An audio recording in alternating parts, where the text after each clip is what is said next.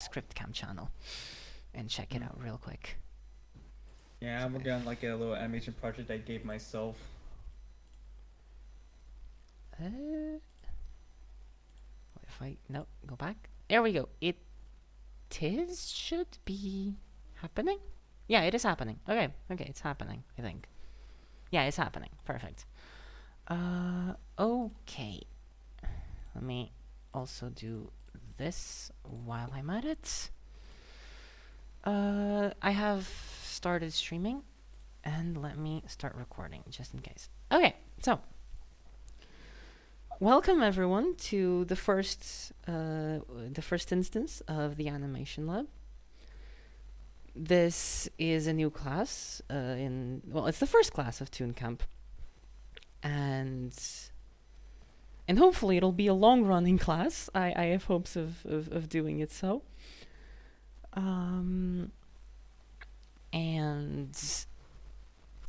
And this first class, we're going to be doing mostly introductions, and we're going to be talking a little bit about the hardware and the software that we're going to be using, and what the goals of the class are, what which one of our personal goals, which one of our own personal goals.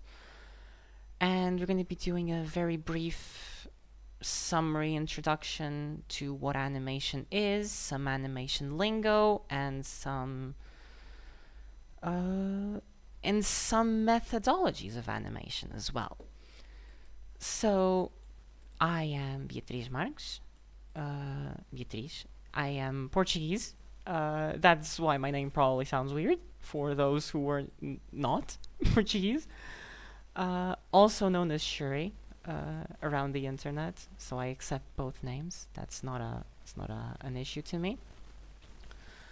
I have been doing animation for a few years now. I have mostly independent and study oriented, although I have industry experience in a small studio from where I'm from, on a show that is yet to be released, called Mr. Passenger.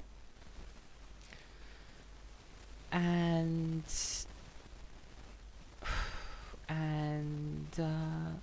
yes, and I also have my own personal goals, my own personal projects ongoing. And I hope that we can all join together. Oh, also welcome Spraj. I hope that we can all join together here in the interest for animation and learn and practice together, because I'm gonna be straightforward here. Even though I'm in the position of instructor, I want to learn just as much as any of you, and I know that I will, so I hope we do it together. Okay? So, before we get to the meat of the class, I would like to ask each one of you to give a short presentation about yourselves. Just who you are, where you're from, what do you want to do with animation, do you have any ongoing projects or any particularly key inspirations. Mine, well, Nacho kind of spoiled that. I am a big fan of Arcane. I love Ghibli, anime in general. I do have a big fondness of it, with my own favorites, of course. And the golden era of Disney is also really good in terms of animation. It's a bit non-committal, I'm aware of that, but it is what it is. So I'm gonna go through one at a time, and I would like to know a bit about yourselves as well. So, Benedis, welcome. And would you like to talk a little bit about yourself? Sure. We may have some screaming in the background because my son is throwing a temper tantrum. But we are actually a party of two. I'm a writer, and then we have a junior animator into anime that was interested in taking your class. So we're kind of jumping in to see where we're at and where we need to go, and hopefully further her career. And she's 12, so. Oh, okay, perfect. I hope she gets I hope she gets something out of this. Okay, I believe she will. So, Bithon, do present yourself if you want to. So I did just get here, but hello. I've always had a fascination with cartoons and a little bit with animation, but I've never really been. I just can't grasp it. So maybe I figure if a structural situation like this will help me out a lot more than trying to self-teach. Okay, I can see that. I can see that. Okay. Do you have any projects, any particular inspirations? You still like cartoons, anime? Anything in specific? I Any don't me- really have Oh, specifics. I'm sorry. Or like any media, like stop motion is also a thing. There's some great cutout or sand animations. I actually didn't prepare any of those. Crap. No, I don't actually have Okay. like preference. Okay, okay. If it's a good show, it's a good show. Okay, nice. Okay, so Judith, welcome. You weren't here before. Thank you. Would you like to present a little bit about yourself? Would you like to present yourself a little bit? Talk about your interests, why are you here, what are you hoping to achieve, your inspirations, that kind of stuff. Just interested in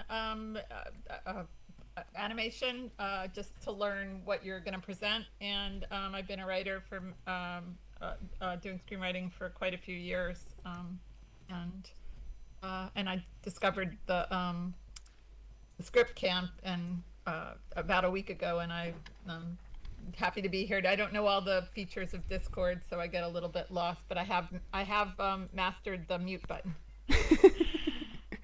All right. Well, since Nacho is here, I'll include Nacho as well. Sure. Hey, everyone. Yeah, so I don't have studied animation previously. I have studied film editing, motion graphics, and stuff like that. I went to film school. But I am actually going to be shooting a short film next year, and it will use some deepfake animations sequences a lot. So I'm really interested in learning, and even just kind of learning some of the basics. And in terms of like the animation shows and movies I love, I really like Grave of the Fireflies. It's Very depressing, sad is. Japanese animated film. And I like the Avatar and Legend of Korra a lot. And I haven't seen Arcane, but just some of the stills that I've seen look fantastic. So looking forward to checking that one out as well. All right, that's great. Yes, Grave of the Fireflies is absolutely a highlight in the Ghibli filmography. It's heart-wrenching. Love that movie. So Spraj, would you like to present yourself? It appears Spraj is not here currently. So Zuriel. Oh, okay, wait, I got something. Oh, the room is too noisy for me to use my mic. I'm sorry, Zuriel. Spraj says something. He's not particular. Okay. He's here to. Okay, so Spraj is here to listen, to lurk a little bit, and maybe learn something. I can vibe with that. Okay, Zuriel. Sorry. Hey. Yeah, so let's see, I've liked I like to do arts, sketch type stories, and also animate. I graduated this spring from a major 2D animation, And see, I do like to watch anime. Like, it was back in middle school when I decided to like, well, I wanted to make my own animation show one day. And like, I'm planning on it, maybe put on YouTube. Right now, I have like a project for myself. It's only like like 9 seconds long, but given how the things that I animated into it, it's taking quite a bit of time, but still. Yeah. That's really interesting. You majored in animation then. Yeah. Okay, that's cool. That's really cool. So did I. Kind of. It's actually, yeah. Yeah. Okay. Okay. So, let me just write it down real quick. Because I'm taking Yeah. notes. If it's okay, I'm taking notes of you, just so I don't lose track of things. So just wanted to share a question from YouTube from Kiem Obuse. Yes. Hey, it's not will the linked. recording of this be posted on the channel? And the answer is yes. Yes, it will. Thank you, Nacho. I need to get back on Discord. Okay. So, this is going to be a class. So thank you all first for presenting yourselves. This is going to be a class that's going to be roughly 1 hour long. And on Tuesdays at this time. And over the course of it, we're going to be going through each of the separate principles of animation as they were outlined by Disney animators back in the 1930s. And we're going to be accompanying that with exercises and practice to get a grip on it and to develop our own animation skills along the way. There will also be a section at the beginning of the class. So it'll be separated into, give or take, three big moments. At the start, we will be going through short 5-second clips. They can be a little bit longer, but they don't have to be. 5-second clips that you may submit to a channel down below in the Animation Lab section of this server that says 10-second clips. They can be up to 10 seconds, and the idea is that we can go over them frame by frame and analyze the techniques that are being used to create the motion, to create the effects, and by effects, the weight, the movement, the vitality of what's being shown. Then we go into the theoretical meat of the lesson. Where we're gonna talk about the principles and going through examples, and having a little bit of a discussion and questions if they arise. And at last, we're going to have another small section, or smaller section, because most of the work will probably not be done on site on the class, because animation, as Zuriel very well knows, does take quite a lot of time. And for these classes to have the exercises happen entirely within them would stretch them out to 2 hours, maybe 3 hours. And well, that's not something that's impossible to happen. It's something that, at least for now, probably will not. So, to add to the 5-second clips, the exercises may also be submitted to be analyzed at the beginning before we get into the meat of the next session. So, let's get started. To those not currently watching, I am streaming a PowerPoint on Discord. To get there, you need to click the live button and then move down to the button that says you should watch. Yeah, you click it and then you go to watch. If everyone is here, then we will get started. And welcome to the first class. And let's go into what this class is going to be about. The first 12 weeks. These are going to be about learning to create animations. This is the pen to paper part of the process. So, to make it clear, we're not going to be touching now upon shot selection, storyboarding, the narrative side. We're not going to be touching on that. We're going to be focusing on creating movement and creating dramatic and interesting movement. Incorporating the narrative side into the narrative portion of animation is a different thing. That will hopefully happen after this in a separate class, so to say. Other than that, as mentioned before, the idea will be that we will be developing a strong theoretical and practical grasp on the fundamentals of animation as they were outlined by Disney animators in the past, through these theoretical lessons, examples, and exercises that we will be doing.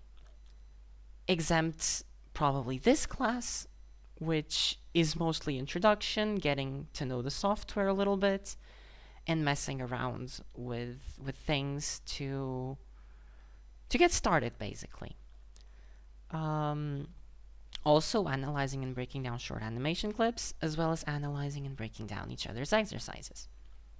Hopefully, when we're doing the analyzing and breaking down, it's going to be a bit of a peer review process. We can all give our little inputs on what's working and what's not working, and suggestions on how to make things better, more interesting, more dramatic, how to better cause reactions, how to squash and stretch more effectively, all these little things.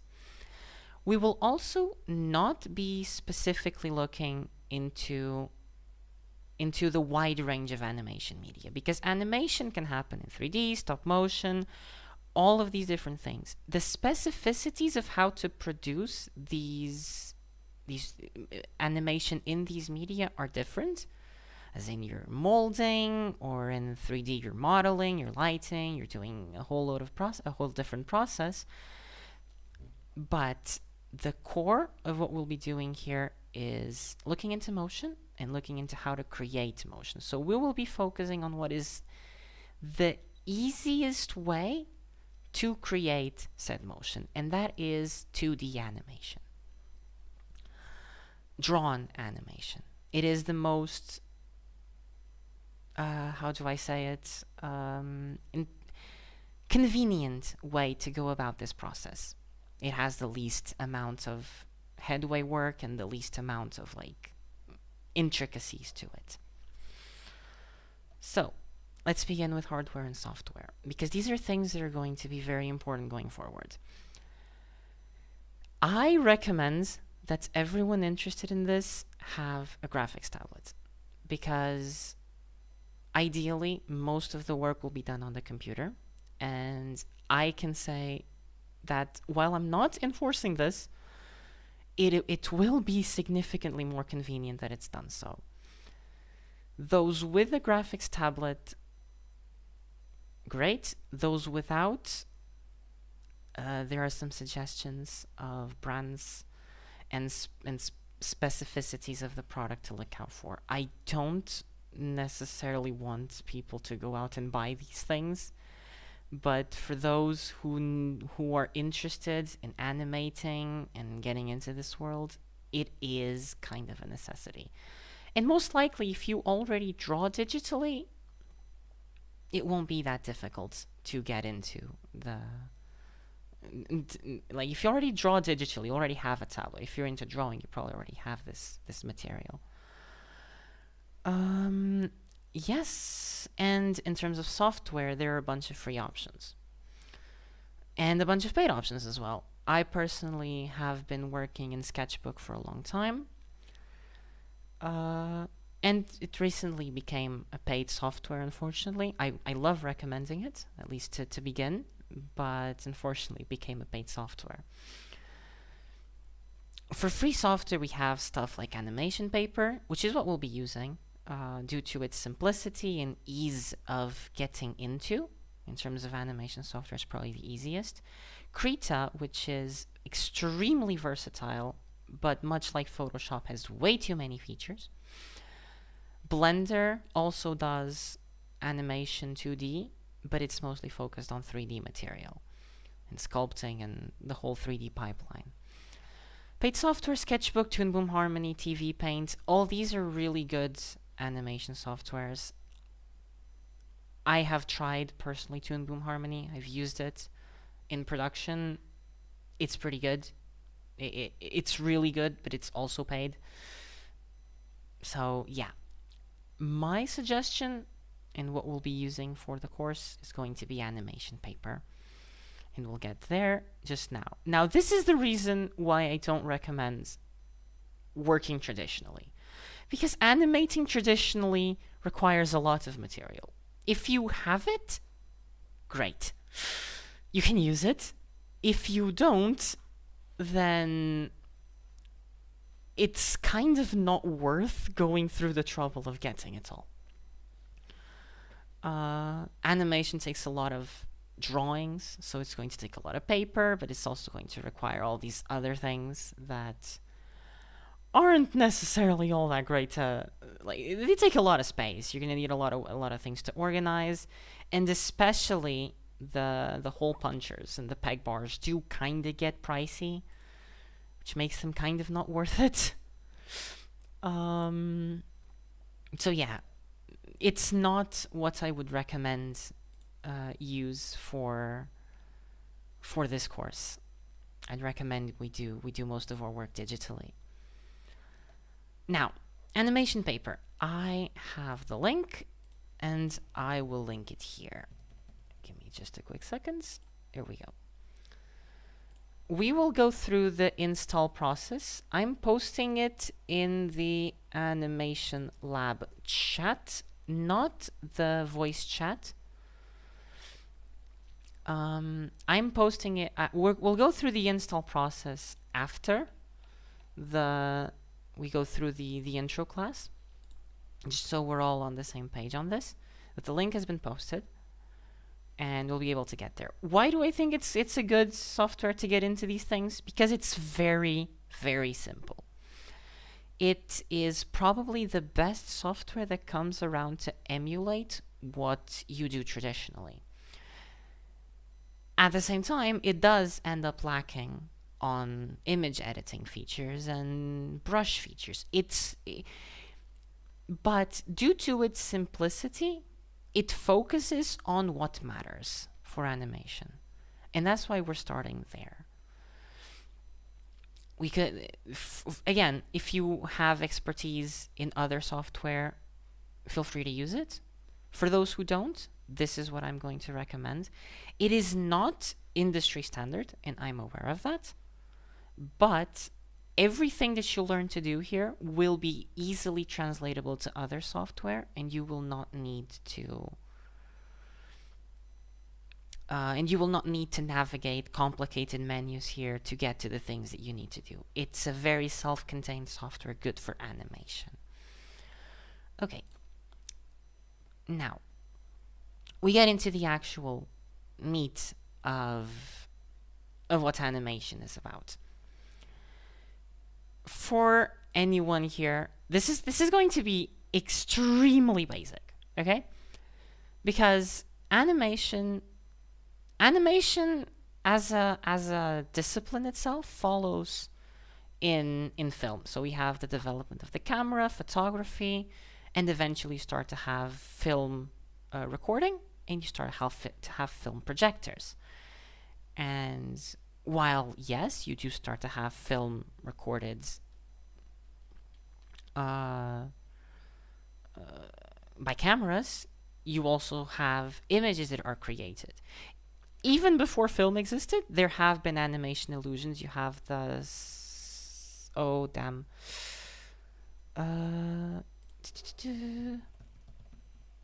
Illusions. There are small devices like those that you spin really quickly. Yes, the magic lantern is a projector. The magic lantern was a projector. It did what the magic lantern did was the prelude to projectors. What I'm talking about here is the small devices that have been around that you spin really quickly. I just not remembering the name right now. You spin them really quickly and you see a lot of images passing by quickly, and it feels like those images are moving. Like when you have a horse that's just jumping, or you have like a clown that's doing something funny, and they just happen on loop and on loop and on loop. This is the origins of animation. What the magic lantern came to allow is projecting. Zoetrope, exactly, the zoetrope. And the phenakistoscope as well. Thank you, I was not remembering them. The zoetrope and the phenakistoscope. All of these were devices that predated film and animation, or they predated film, but they were already animation. Exactly, and you look through those holes, and it looks like the horse is moving. Now, it was, in fact, through film that we came to learn a lot about motion and about how things move. And it is visible in a lot of like art throughout the years that movement isn't always depicted perfectly, especially when it comes to horses. It is extremely prevalent that painters before the age of film had no idea how horses actually moved, which is understandable because it is very difficult to figure it out. But what makes these things actually work is an illusion, an effect in our eyes called the persistence of vision, where if we see images projected rapidly enough in our eyes, our brain connects them and they start to feel like they're moving. This is the same thing that happens in film, and it's the same thing that happens in animation. So then animation follows in from film, and people start to realize that they don't need to use a camera to make something move, that they can use a drawing, that they can use the film itself. And so animation builds off on that, and it's born as we know it today, more or less. At its core, it's a bunch of still images that are projected at a fast enough pace that you read motion into them. But unlike film, these are images that you create, that you intentionally mold to be what you want. Where in film, you set up the things to make them what you want, in animation, you're touching the film itself.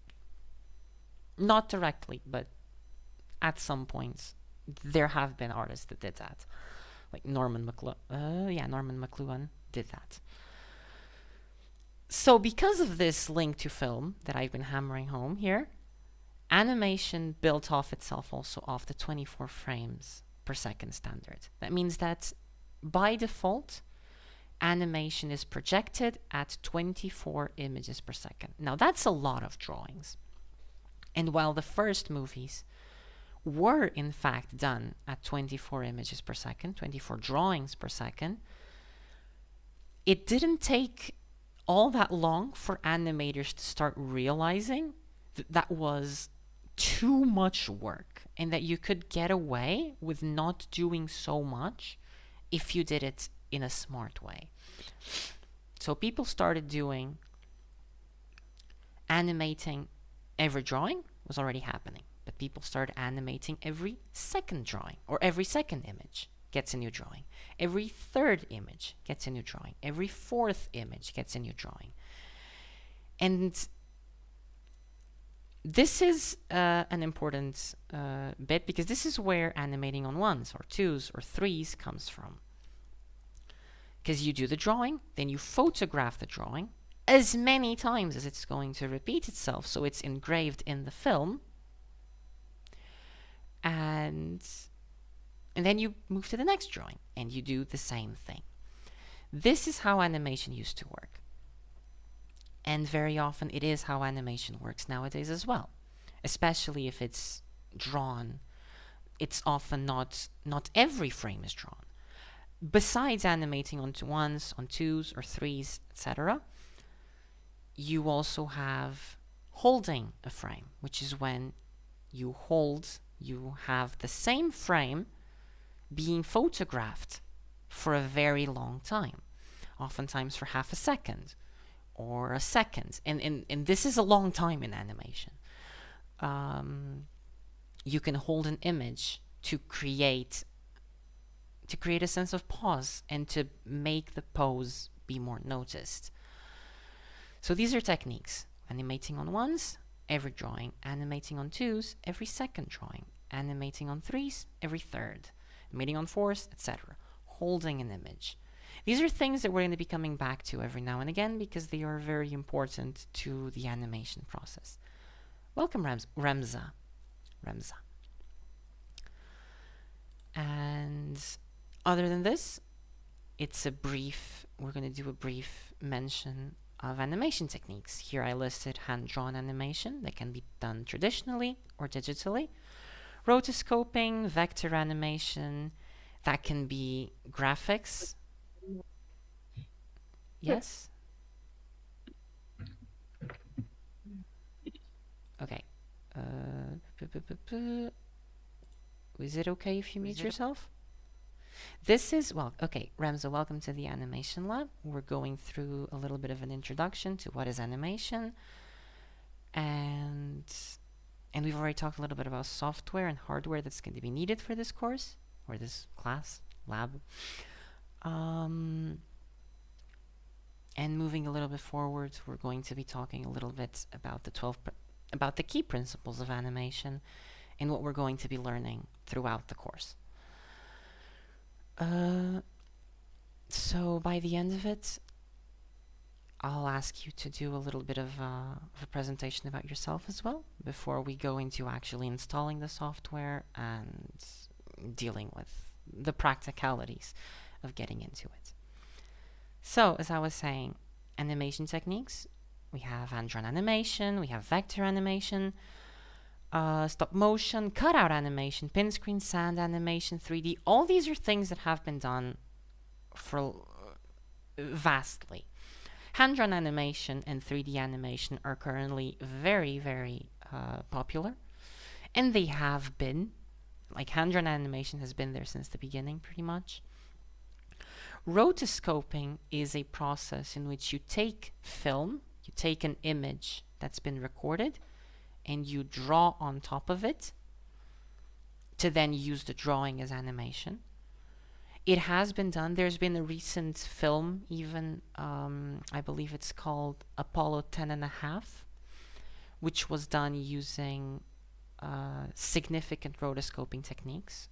And from what I've seen of it, I haven't watched it yet, it does look really, really interesting. Vector animation is not that different from hand-drawn animation. You're just using a little bit of a different tool. And vector animation can be a narrative animation, like a show or something, or it can be graphics in the same sense that, like visual graphics. Stop motion animation is the process where you have a physical mold of what you're recording, of what you're taking pictures of, and what you do is you take a picture, you move the mold just a tiny little bit, take another picture, move the mold a little bit more, take another picture, move the mold a little bit more, and you repeat this process. It's extremely time consuming, but it does yield to some amazing results if it can be done properly. I've seen really interesting Lego stop motion animation. There is what's the name of that Halloween movie about The Nightmare Before Christmas? Yes, The Nightmare Before Christmas. Thank you. It is, I believe it is also stop motion, and it's absolutely gorgeous. And yes, so stop motion is one of those techniques that is insanely time consuming, insanely technical. You have to be very careful with every detail because everything is going to be felt. Every fingerprint on the model is going to be seen if you're not careful with it. But it can also be beautiful.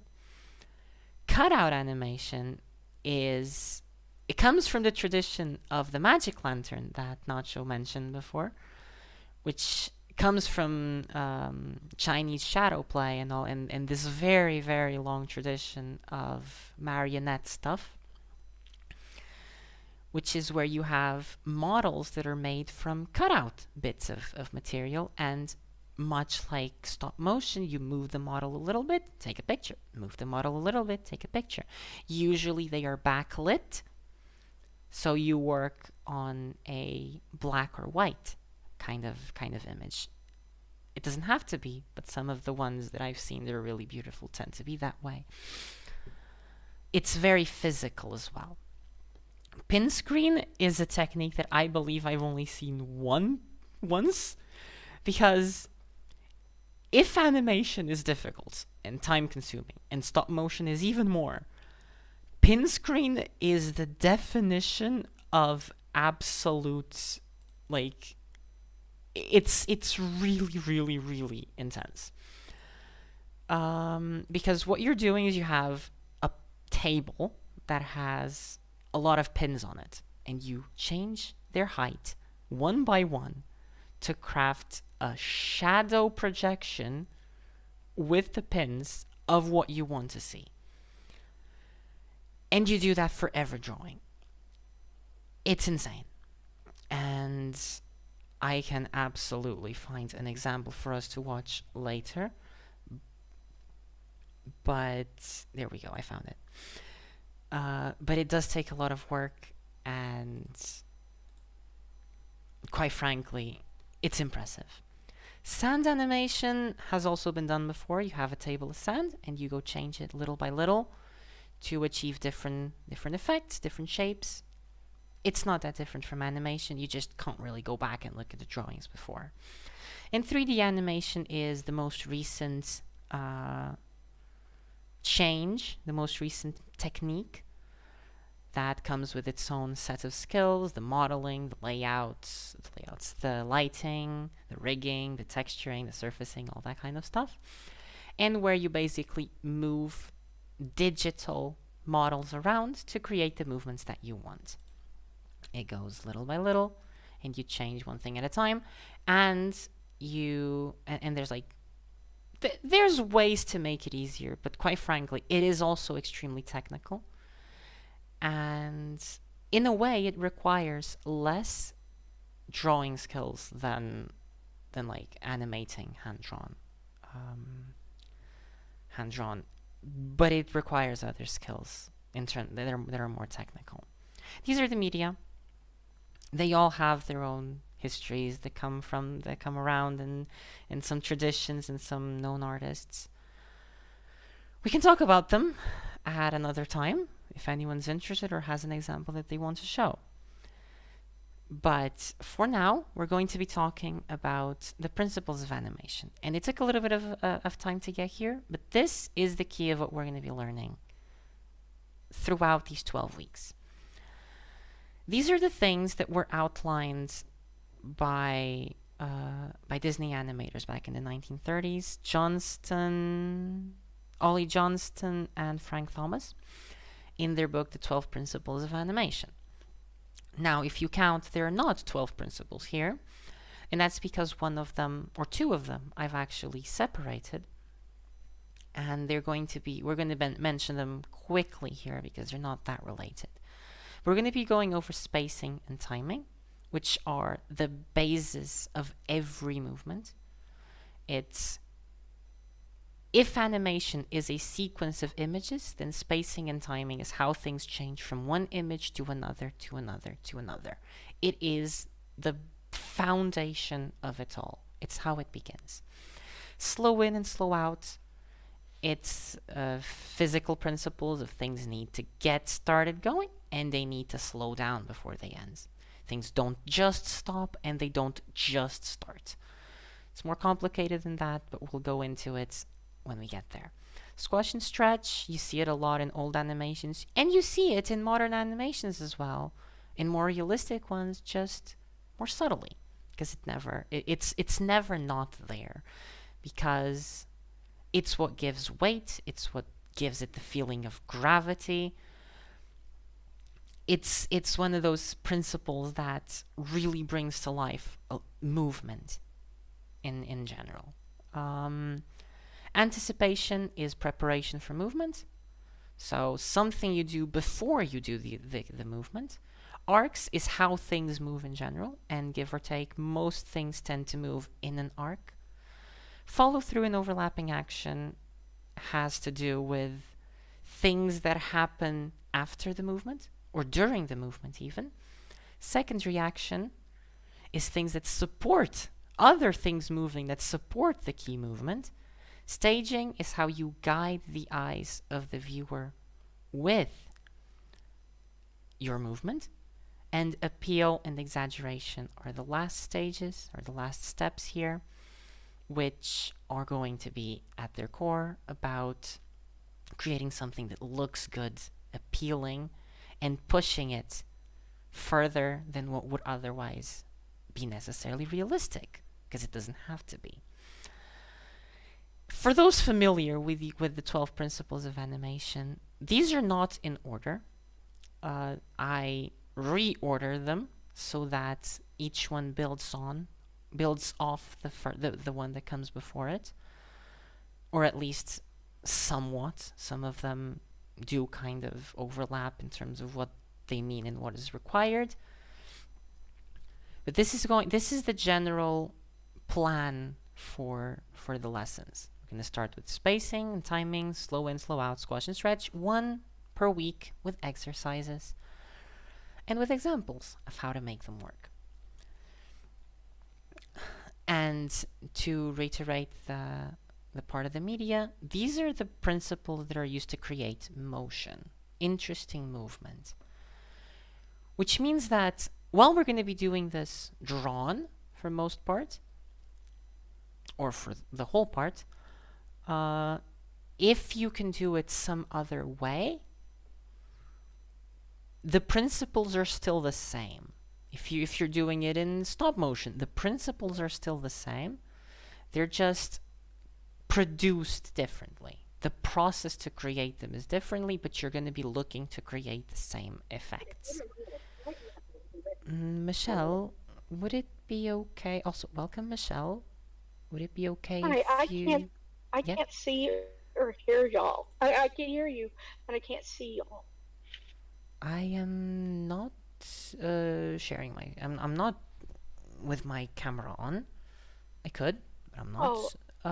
But I am streaming a PowerPoint, which you can find if you go over the live button and you join the stream. Okay, You I'm press trying join to. in the classroom. I You did, you see live, and then you press join. There we go. Okay. Okay, I did press join, but I can't get to you all. I can't Uh, see what you're doing. You can't see the PowerPoint? Nope. Can't see the PowerPoint. I can. Yeah, you haven't joined yet. You need to go live and you need to click the join button. Oh, okay. Are you on Facebook? No, Not no, Facebook, yeah. but- Look, can you see the message that Nacho sent? No, not yet. Crap. If Sorry. I was just going to say, if you're on a phone, you may need to swipe from right to left to open up the chat. But you should see, if you see where it says Beatrice, just click there. It says Beatrice M Live, and then it will say something like view stream or watch stream, something like that. Okay, now I'm there. Thanks. I can't be on my computer right now. I'm at. There's a 7-minute slowdown on State Highway 288 3 miles. Okay, I can see now. Mm-hmm. Okay. Okay, so let's continue then. Alright, so yes, I believe this slide is done. So, last thing, for one final note, and we move to the practicals of installing and messing with it. Michelle, would it be okay if you muted yourself? Oh, no, no.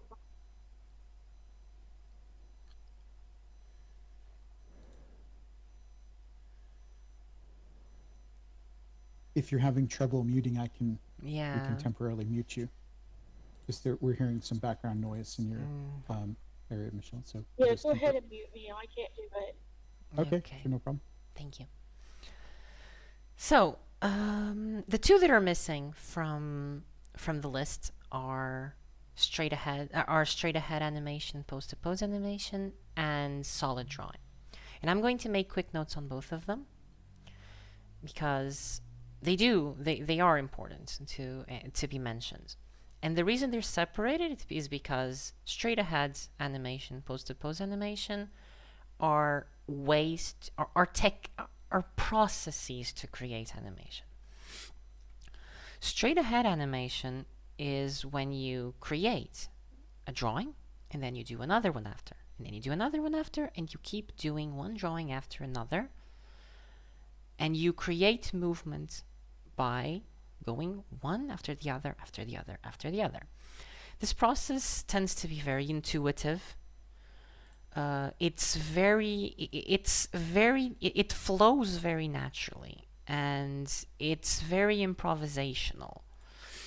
So what tends to happen with it is that it creates spontaneous things. Sometimes you just find something creative about it, something creative about the movement, and you can push it and you can explore it. It's very natural in a way. However, it also has its drawbacks in that it tends to be very difficult to structure, and it tends to wander. So you end up doing, because you don't have a strict rule, a strict timing for how things are going to be, you end up going back, you end up going too far and doing too many drawings, too much detail. It tends to go a little bit longer. It also tends to struggle to keep things consistent because it's done one after the other after the other. You're always referencing what you did before, which means that the size of objects tends to change, tends to be difficult to keep them in line, and it's also extremely time consuming. In terms of a professional setting, this is usually avoided precisely because of these drawbacks. But it can be a very natural way to animate. And it is worth giving it a try. The other method is pose to pose, which is where you'll see words like keyframes and breakdowns and in-betweens and all these things coming from. Because this is where the process of doing pose to pose animation is when you do one key pose, then you do another key pose that's a significant time apart, and then between those two you're going to find a breakdown, which is going to describe how the motion is going to happen between the two of them, and then you're going to do anticipation on that, you're going to do overshoot on it, you're going to do in-betweens to fill in the movement. So let me go back here real quick.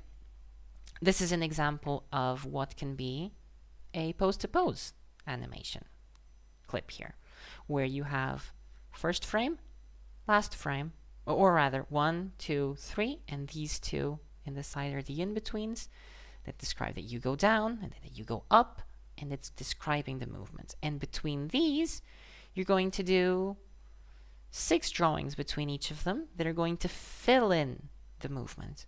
And then when you play them one after the other, very quickly, with a projector or a video, it's going to be in movement, in motion. And the advantages of this is that it tends to be significantly more clear, and the poses tend to be significantly more readable. more than that, it also has the advantage of being highly structured, which means that it's easier to work in a team context where you have multiple animators. You have someone that leads the keys, and then they organize the keys, and then they give them to someone else to do the in-betweens between them, to fill in the movement, and you're never really risking something going way off timing or way longer than it needs to be, or going in a different direction entirely, which is the kind of stuff that can happen with straight ahead animation. On the other hand, working in pose to pose tends to limit the natural flow of things, because you're always working within the constraint. You're always going from one to the next, to the next, to the next. So it's not naturally flowing in that sense. And the poses, while the poses can definitely be exaggerated and more readable more easily, it also means that they can end up being less surprising. They can end up being less exciting in some ways. So there are situations where you want to use straight ahead animation, and there are situations where you want to use pose to pose animation. If you want to make something feel spontaneous, improvised, naturally flowing, like a fight scene, a fight shot, a fight choreography, that might be a good time to think of straight ahead animation for this different shots. Or in another way, damn it, pose to pose is more useful for things that need to be more structured, and for cycles, which are things that loop around and they do it repeatedly, like a walk cycle. It's more structured, you can do things more predictably, and you can do things more easily. When it doesn't need to feel improvised and spontaneous and full of energy and natural flow, pose to pose can be better. Now, I have one last thing that I want to mention. Yeah, so for the purposes of this class, we will be mostly focusing on doing pose to pose animation because of its practicality and because it does in fact tend to be more widely used. Now, I have a quick note to put on drawing skills, because on the one hand, we're going to be drawing a lot,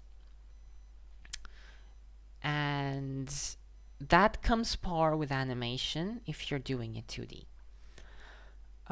You're going to be drawing a lot. You're going to be doing a lot of drawings, and it is important that to some extent you have a decent background in drawing.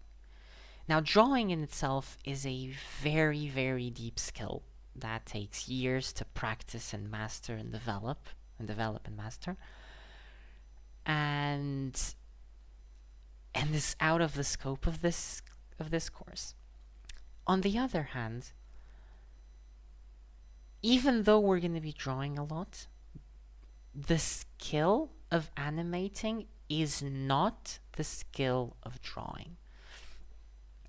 This comes back to what I mentioned about the other media. When you're doing stop motion, you don't need to know how to draw. You need to know how things move. When you're doing 3D, you don't need to know how to draw. You need to know how things move. And that's the skill of animating. It's to know how things move and be able to put it to practice. It just so happens that it is easier to practice that skill with drawing. So drawing isn't an absolute, and you don't have to be a master at drawing, but it will be helpful if there is some background on it for this. Now, okay, I believe, so Michelle and Remza joined, and Putin Cup also joined before, after the stream had started. So let me just go back here and go back to the beginning. because it's fancier that way. So I'm going to ask you, each of you, to do a quick introduction about yourselves. And nothing's happening on... Yeah, nothing's happening on the thing. So, Michelle, let me unmute you. At the beginning of Hi.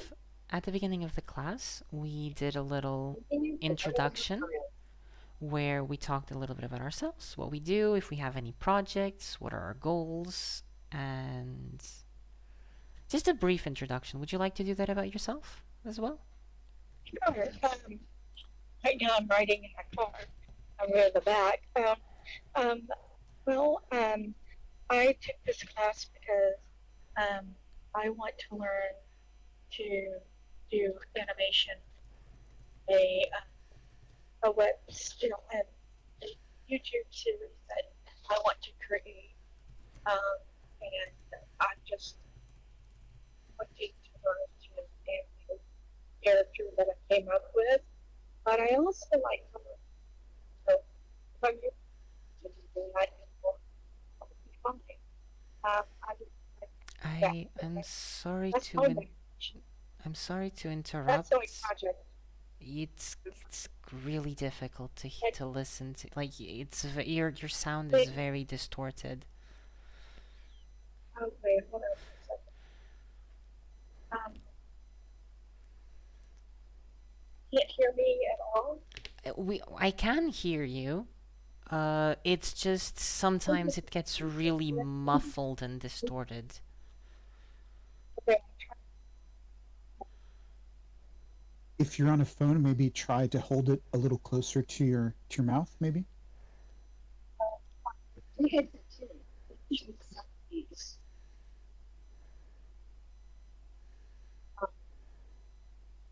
so, can I text you after this is done and I can answer?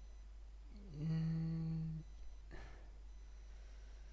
If you would rather, you can write your intro in the chat, and where Nacho sends you the message, and I can just read it later. Okay. All right. Let's move down to Pudencup. Would you like to tell us a little bit about yourself?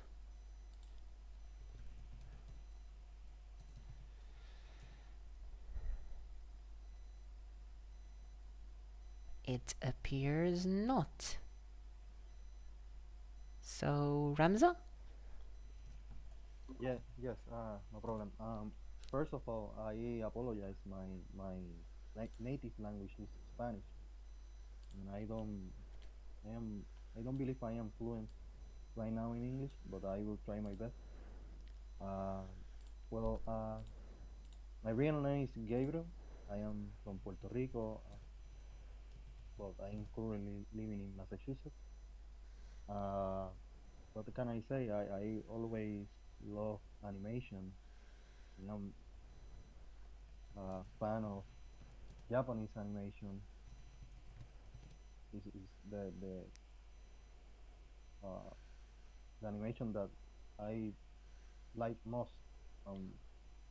And I will love to learn. I don't have any experience. I would love to learn to do at least the basic, maybe rotoscoping or drawing. I am not great at drawing. I know the basics. I don't know Okay. what else can I say. It's okay. Don't worry, I am also not a native English speaker. So we're together in this. I'm Portuguese. Okay, so let me see here. Michelle. Yes, I am. Michelle, she's taking the class because she wants to learn to animate a character that she's come up with for a YouTube series. You don't have experience and you're not great at drawing, but you think you can improve it. Yes, you can. It takes time, and it takes effort, but you can. As I said, drawing isn't animating, so you'll have to do work on the side in that regard. But this is going to get you going in terms of, well, and for once, animation is actually a really good way to practice drawing as well, because you do so many drawings that you'll eventually start getting it. But yes, you can improve at drawing, and you will over time. All right, so I believe Putin Cup is writing something, but I believe other than that, nothing is missing. So so we were talking before about pose to pose and straight ahead animation, and I brought these two examples here of what is straight ahead animation and what is pose to pose animation, just so you see how it can look like. This is a short 10-second clip of straight ahead animation where the person pretty much improvised the movement from beginning to end. You can play it again. And each frame was done one after the other, and you can see the spontaneity and the fluidity of the movement and things just coming in and out. And in a way, even things just, it's disguised by the camera movement, but things changing size and not being consistent. It is part of the core, for the course for straight ahead animation. On the other hand, these are animation tests for Prince of Egypt, a Disney movie from the 90s that you absolutely should watch, if anything, because it has brilliant animation. And let's quiet this out. And it might be difficult to notice in these shots, but there are images that are darker. And let me go frame by frame. Can I go back? I don't think I can go back here. I can go back like that. No? No? So this? Yeah, there we go. There we go. And even in some of them, you can see the timing charts that are used to get the motion going and to see where the frames are going to go. We're going to talk about timing charts as well at some point. But this is the way. This here is a keyframe, and then this is another keyframe, and you see how things move from one to the other, and then they stop, and then they take pause. I'm also pausing, but I'm going to play them directly. And they move from one to the other, and they hold for a second.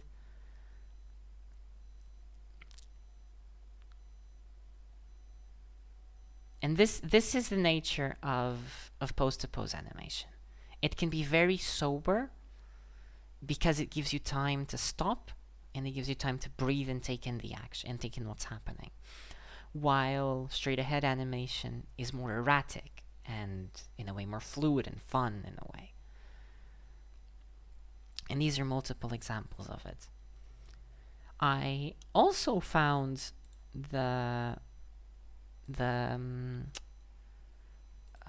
wait, there it is. The pin screen animation that I mentioned. It's absolutely mad that this exists. I'm going to post this in the lab chat for anyone interested in watching it.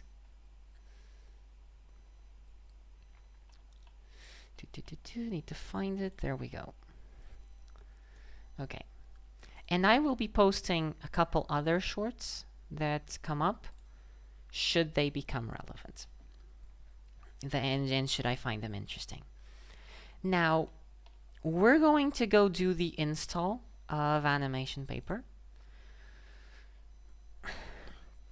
It's not difficult, but it does require that you follow a specific thing, because you download it, but you also need to ask for a key. I believe. At least I had to. Yeah.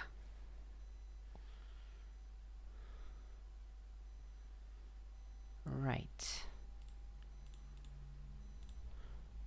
Because when you download it and then you first open the software, yeah, mine doesn't show that anymore, but you are going to be requested a key. So, and to get said key, you're, how did I do it? I had the key on my email. Yeah, create an account. It was this one.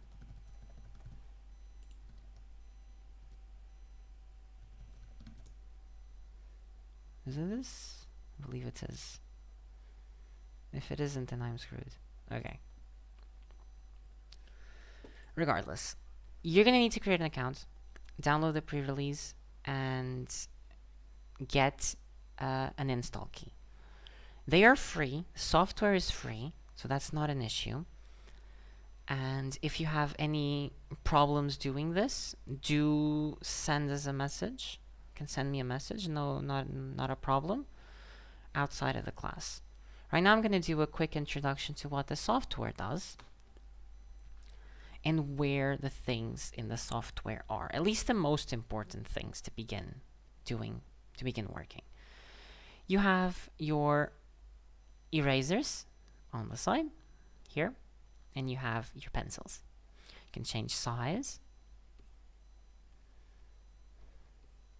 to how you want it to be. You also have markers that are a bit darker. And you also have brushes that have more sensitivity. These are the drawing tools, and you're not going to be doing anything other than messing with these. Go back. Now, there we go. And then the opacity. Yeah, that's fine. And then for the actual animation part, you have over here your timeline on the side, where you'll need to enable your light table, which is your onion skinning, the backlight. This is, again, these are terms to emulate traditional animating. In most software, it's going to be called onion skinning. In this software, it's also mentioned as backlight, because that's what it is in traditional animating. You have a table with light and the drawings on top of them, and you see through the drawings because of the light. You also have the shortcuts to how to do things. So the simplest exercise is the ball. So I'm going to do a very quick one, just to give a very simple way to how things can be made here. Yeah, this is for flipping and adding, not layers, adding drawings. Why did I find this so easily last time?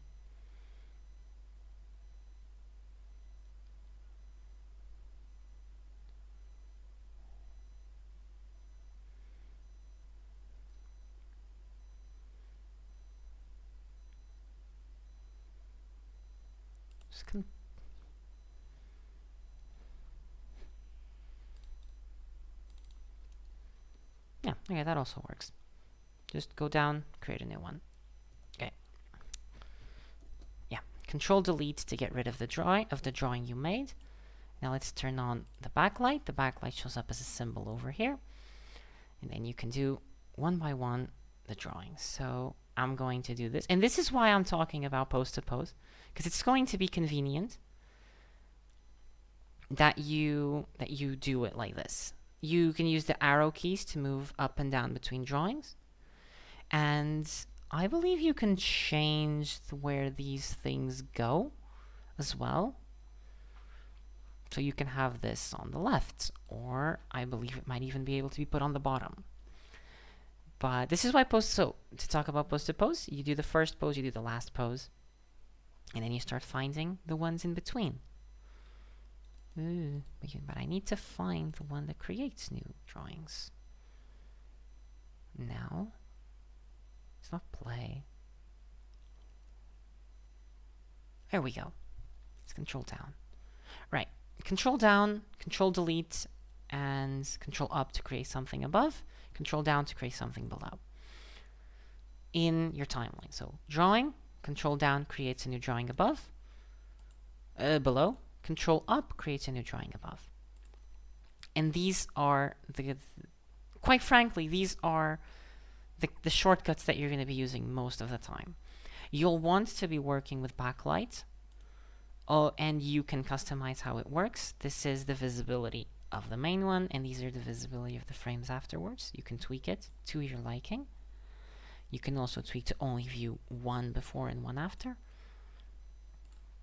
I am not, because I do actually quite like these settings. And then you do the drawing as you go. So, this is... does that go up and down? No, it doesn't. This is really shitty, really crappy timing.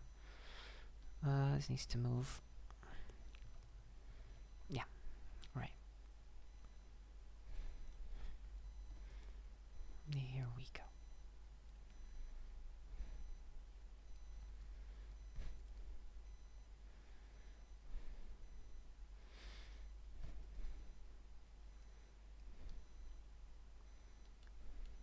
There's a frame that's too much over here that I didn't need to have. Let me see how that plays. Yeah, there's a frame that's too much over here, and it's this one.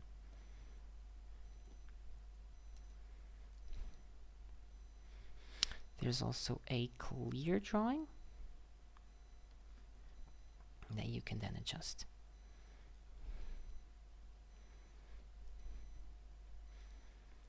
And this one is the same.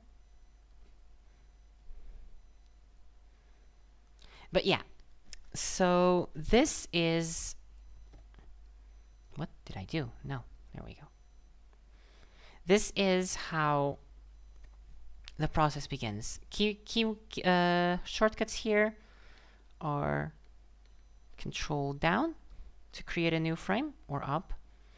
Moving up or down between the frames.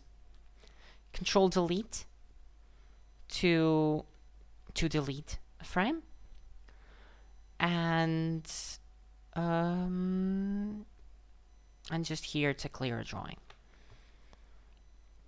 You can also draw a drawing out to create a hold. If you click and drag the drawing, you can make it hold in that drawing for a while. You can also copy. Oh, there's an extra one here that doesn't need to be. You can also copy and paste drawings. I deleted the wrong one, apparently. Yeah, there we go. And the paste is always going to appear above your drawing. So you're going to want to do this. This is the key functioning of the software. So I would like for you, and this can be done within like 15 to 30 minutes, any of you who are in a computer, to try to download the software and just do something with it. You don't need to do an animation proper. I just need to see that you can move around it a little bit. Doesn't need to be perfect. If there are any troubles with installing, do unmute and ask the question, and I will try to answer it as best as I can. Although I have installed it quite a while ago, and I don't remember it perfectly. I will still try to answer what I can.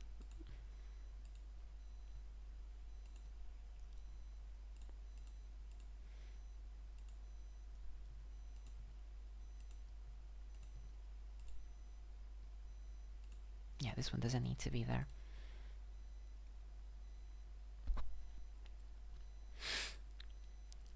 And I'll just leave this running for a little bit. And you, Michelle, if you need to ask for anything, is it free? It is free. It is free. We did mention it earlier here when we were talking about free animation software. This is what I'm recommending because, well, it is free, so it doesn't have any money attached to it, and it is simple. It doesn't clutter you on how to do brushes or how to do fancy drawings. It's not about that. It's about animation. And because of its focus in being like traditional animation, it does a thing that is both good and bad. So it's good for learning because it's simple and it mimics traditional art. It's bad in the sense that it lacks features that other softwares may have. Zuriel has already done animation before, so I'm assuming he has a software of preference. In which case, I will not force you to do anything on these. And for anyone who already has software of preference, that's not an issue. Use what you know and what you're comfortable with and what you have. I also mentioned that a graphics tablet is important. Nowadays, you can get a graphics tablet if you don't have one. You can get it for a cheap one for €50. I don't know how much that is where you live, but these are the prices that do show up. It is a little expensive, I am aware, but for anyone who is interested in drawing digitally, it's an expense that you're going to have to put in the money eventually anyway. And it's very versatile in the way that it can be used. So I'm not going to ask anyone to pay, but unfortunately this is a class that does kind of require that you have the material, like the hardware, to do it properly. I've seen tablets cheaper. €50. Oh god, I'm in Korean keyboard for some reason. Let me switch out of Korean keyboard. €50. Yes, I've seen them for cheaper. Mine is quite a few years old, and it wasn't that much cheaper. It also came with Clip Studio Paint at the time. It still is. I still haven't upgraded from my starting tablet because it does serve me well. So it's the kind of expense that you can keep for quite a few years. But yes, it is kind of necessary. This is going too fast. It needs to slow down a bit more. Stop.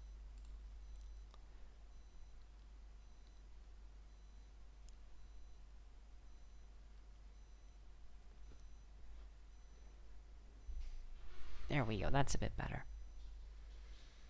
Even then, it's a little bit fast.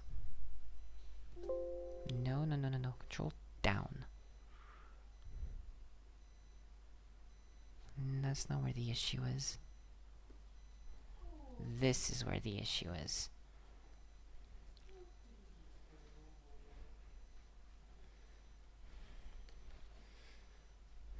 There we go. But yes, I would like to see... Oh yes, thank you for posting it there. Nacho? So yeah, I'd like to see you just do something. Oh yeah, right, to export. You export a movie clip of... You can just do wall frames, because for the most part we're going to be doing small contained exercises that won't need separate shots to be exported separately. And for the most part, we will be working without audio as well.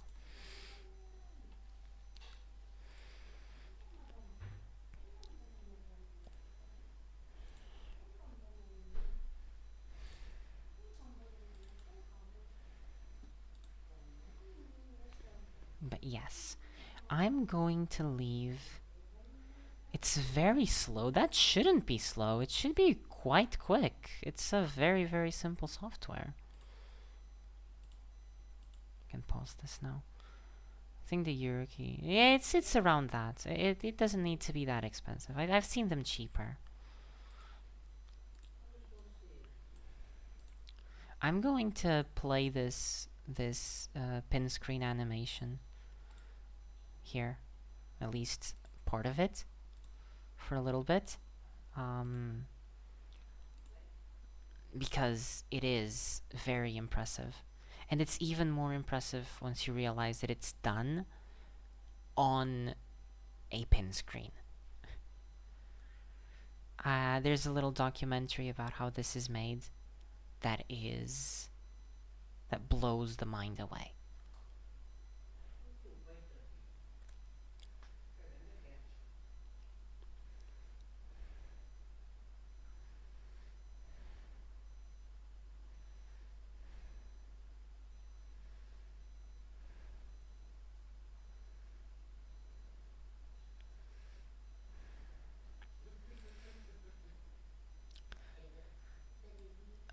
So yes,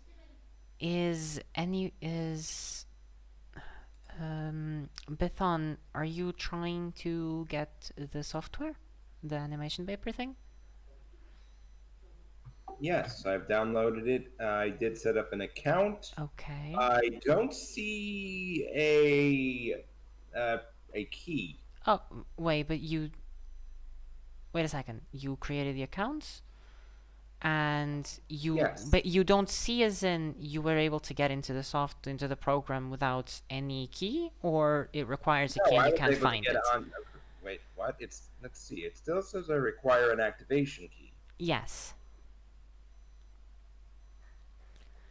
Oh, wait, I downloaded it first, and then now I see. Wait a second. The key you'll find... Give me a second. Let me... Over here.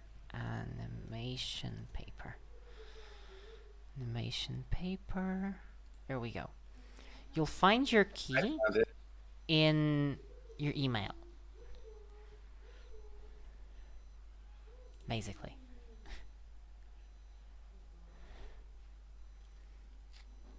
You'll get an email with the key.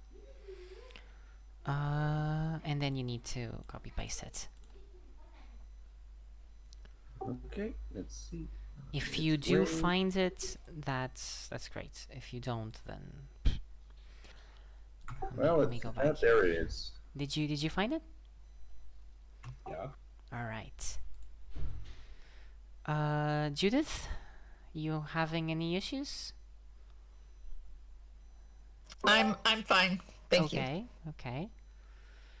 Michelle isn't home, so there is nothing to download for her yet.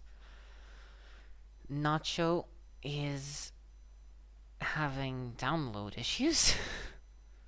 Remza, are you trying to install and is it working? I already download the app and get the key, my email. Okay. I don't know how to use it. You what? Excuse me? I don't know how to use it. Like, You know how don't? to create information. Okay, I'll go over the key shortcuts Yeah. in a bit. I'll go over them again.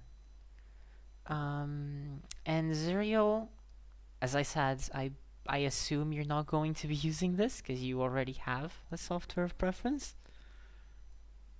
Is that correct? Yeah. Yeah. Okay. But if I may ask, which one is it? So far, like, I have 3 different softwares, but so at first I have Animate CC, but I'm planning on getting, I think, TV paints later Okay. on.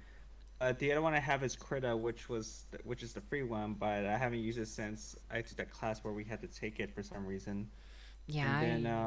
And then I have this other one where I haven't tried it yet, but it's the animation part yet, but it's called Clip Studio Paint. Okay. Like I'm only working on the illustration art, but I haven't worked on the animation part yet. Mm-hmm. So because so far, like I do have like other projects I want to work on, but some of them, those projects I want to work on a software that's actually being used in the industry. Yeah, that's So I'm thinking cool. about getting like TV Paint later on. Yeah, TV Paint, Toon Boom Harmony. Yeah. I know Toon Boom Harmony is used because I've used it, but I know it's used most of the time, but I'm thinking about getting TV Paint uh because like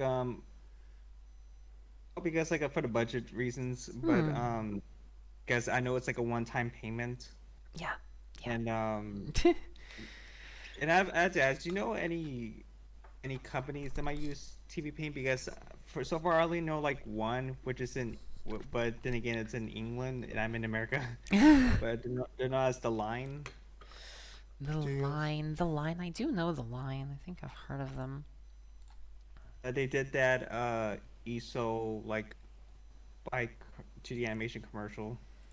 Mm-hmm. Let me see if I find it. Yeah, I've seen this stuff before. Yeah, okay, I know them. I know them. I know them. Yeah, absolutely. Yeah, I was recognizing the. I frankly didn't know that they use TV Paint. Oh, they've even done stuff for Gorillas. That's really cool. Yeah, because like there is, but I don't know like because there is this animation company that I would like to work for, which is in which is like somewhere like around where I live in a Wing. Mm-hmm. Like, but I had a professor who works for them, but he does it remotely. And when I asked him of which animation software should I get so I could be able to like, because the thing is that they mostly use Toon Boom. But the only thing he told me was like it doesn't matter. All that matters is if I know how to animate. Yeah. And if I'm using either AmiCC or I guess for example in my case that I want to get TV Paint, he just says that if I were to work for them, then they would just I guess teach me like how to use Toon Boom. Yeah, they will. They will. If they do find your work appealing, they will. Yeah. That So, is. I guess like right now just get like. And I'm still thinking about getting TV Paint because like I used it once in one of my classes and I'm not really like of when it comes to animation I hate puppet animation. Excuse me, what did you say? What kind of animation? I hate puppet animations. Oh, puppet. Okay. Because it was hard for me to do it in Toon Boom. I'm more of just a hand drawn type of person. Mm-hmm. Maybe time consuming, but that's what I'm adjusted to. It is a bit of a mix. Even most like puppet rigs do involve some traditional animation from time to time. But yeah. Yeah, with Toon Boom, you're constantly putting in like a lot of stuff for that specific character. Whether it be even like if he doesn't look that like that detailed, the character will still have like a lot of like frames or rigs and all that. Yeah, I know. I do know. Oh god. Okay. But yeah, so Have you used TV Paint? No, I haven't used TV Paint, but I know someone who does. Yeah, I only took it for like one semester. It looked too daunting for me. I am very much a fan of keeping things as simple as possible. And even and like I say that because it is what I do. Even when I use Sketchbook, Sketchbook is really limited, and I'm aware of that. But I've learned to work around the limitations. Basically, it's a thing. But yeah, so if everyone's managed to install and get the key and get the software going, I'm going to go over the shortcuts again once. At least the main ones, the ones that are going to be used most often. So, important things: pencils, the brushes are here in the corner, and you can pick them, and you can adjust minimum size, maximum size, maximum size for all of them. This is based on the pressure sensitivity of your tablet, and it's going to dictate how the lines are going to look. I believe that we can get a color palette somehow as well. I gotta check that one out. You can turn on or off the backlight here in this side menu, or here in the light table. And if you turn on the backlight, you're going to be seeing the drawings before and the drawings after the one that you made as less opaque. And for moving between frames, up and down in the keyboard do the job. And for creating new frames, Control up or Control down is going to create a frame either above the one you're in or below the one you're in. And Control delete will delete the frame that you're drawing on.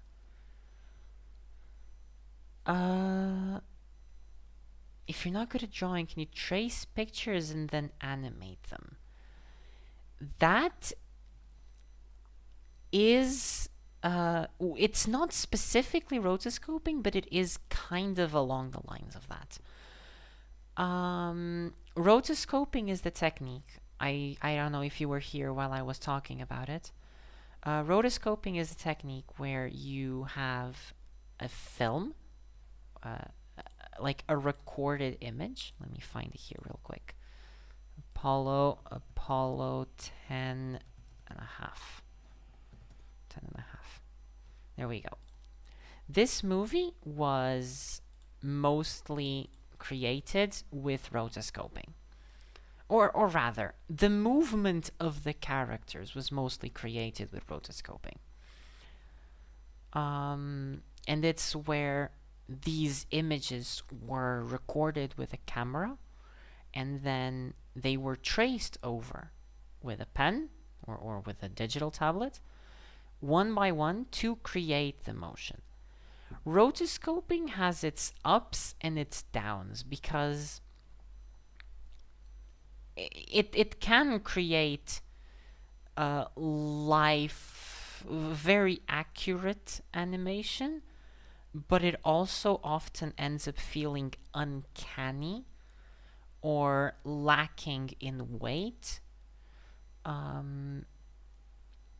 simply because if you're rotoscoping, you end up not following directly on the principles of animation. So a lot of these things that I kind of outlined before, they are in motion, but they are in very subtle ways, not exactly following these things. And so they kind of look uncanny. And then there's also like the whole uncanny valley thing. Now, if you're not good at drawing, can you trace pictures and then animate them? For the purposes of this course, you should not need to do that, because most exercises, or at least for a while, are going to be fairly simple. They're going to be involving balls, they're going to be involving bricks, they're going to be involving very simple shapes, and they shouldn't cause too many issues. But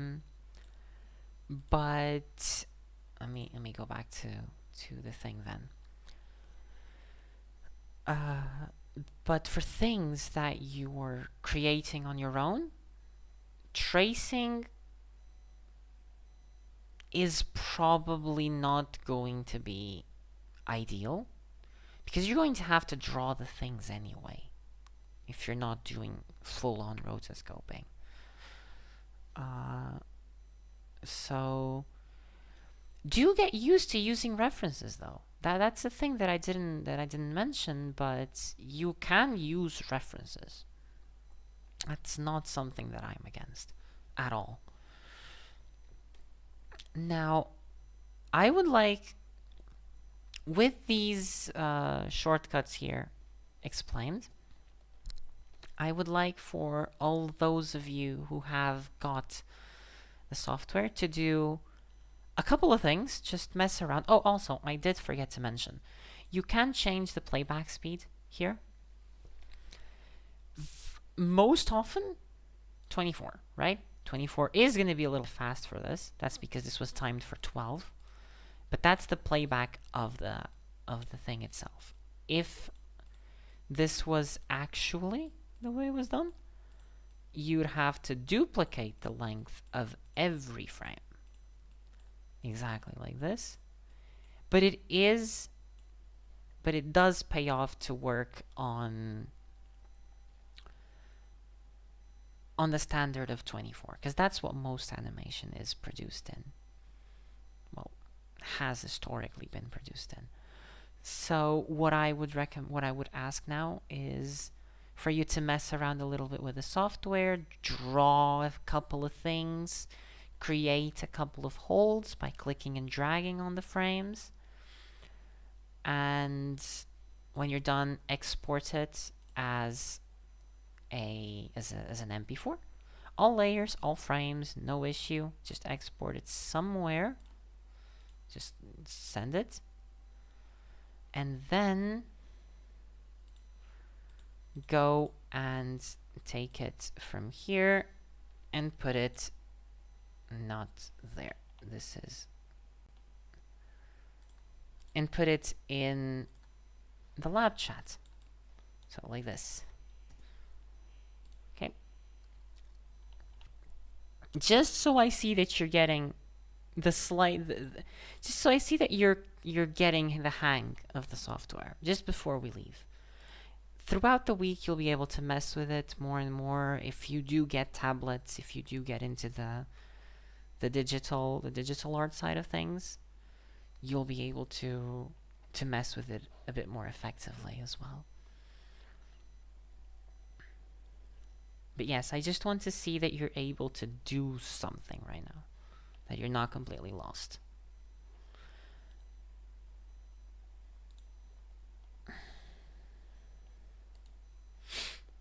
Okay, I can leave the thing going. Let me see if I find some sand animations while we're at it.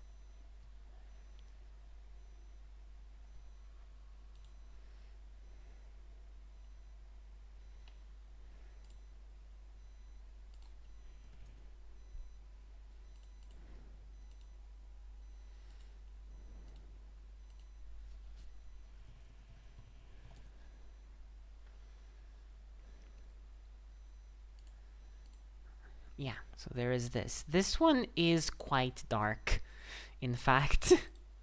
But it is an example of sand animation as well. I'm just leaving these playing in the background while waiting on the things.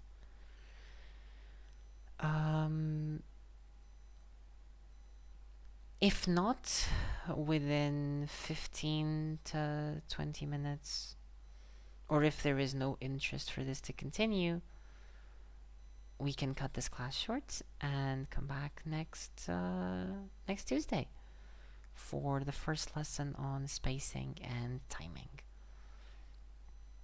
with the first actual practical exercises.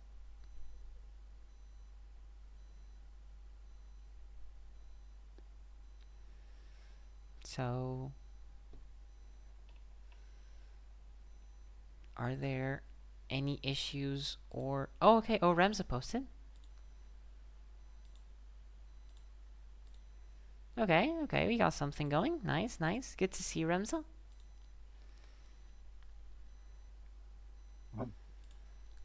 My very first animation. You gotta start somewhere. You gotta start somewhere. I'll have something in a moment. You said 24 frames, right? I've only gotten 2. Oh, you don't need to do 24 frames. I'm just saying, I want something to show that you can, like, create new images, go back and forth, do something in one, do something in something else, that you can export, that you know how the backlight, the onion skinning works. These basic things. I assume, since most people here, Judith is a writer, I believe Michelle is also a writer, you are a writer, I believe you are most likely not going to have tablets just lying around, so that's going to make things a little complicated to do like specifically, because And how do we export this into an MP or whatever? you go into File, Export, Movie Clip, and then these settings are fine for this exercise and for most exercises because they'll be self-contained, and then you just press Export.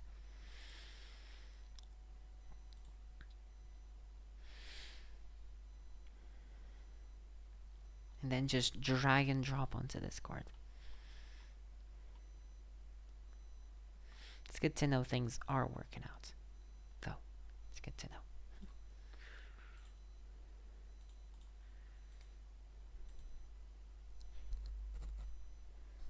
There we go. Why did nothing show up? Oh, no, it made- does show up. It does show up. Okay. Okay. That's good to see. That is good to see.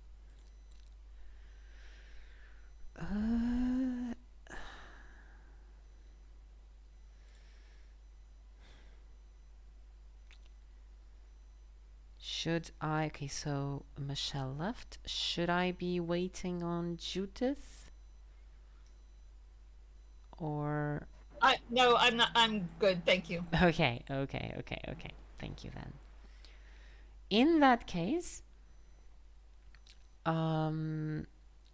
this is going to be it for today.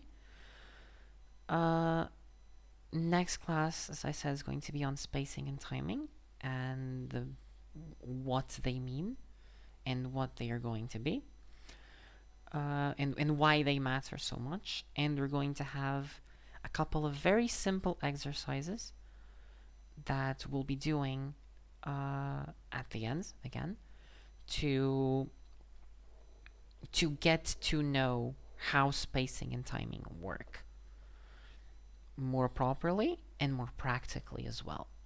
In the meantime, feel free to, if you find something that is of interest, to scroll all the way down here to these 10-second clips and submit a clip that's at most 10 seconds long